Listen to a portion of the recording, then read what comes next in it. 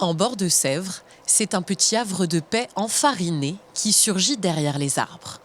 Ce moulin bat bien sûr très vite, très fort, mais il est surtout le plus grand d'Europe à produire des farines biologiques avec une technique ancestrale, l'écrasement sur meule de pierre.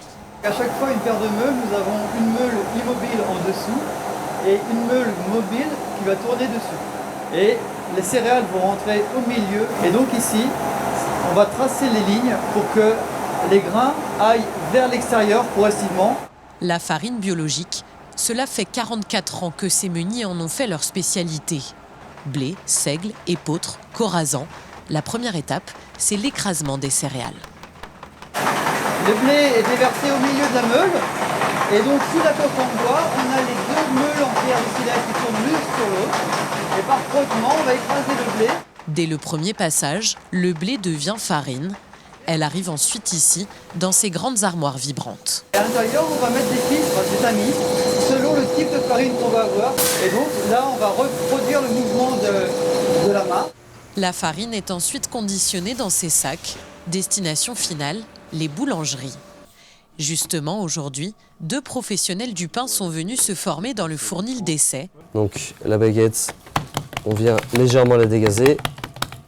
On lui fait un premier pli, une soudure. Et ensuite, on vient l'allonger pour avoir la longueur souhaitée. Objectif, se familiariser avec ces farines haut de gamme. Je suis venu reprendre un petit peu les bases sur les levains, surtout sur les fermentations. C'est des techniques qu'on a déjà, mais c'est bien parce que ça permet de revoir les bases. C'est de la remise en question aussi qui est importante dans le métier. Donc les pains au seigle sur le vin liquide.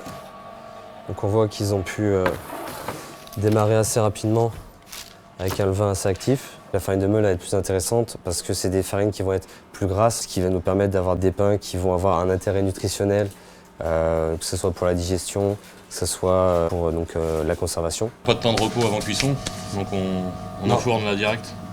C'est ça. Il ne reste maintenant plus qu'à déguster.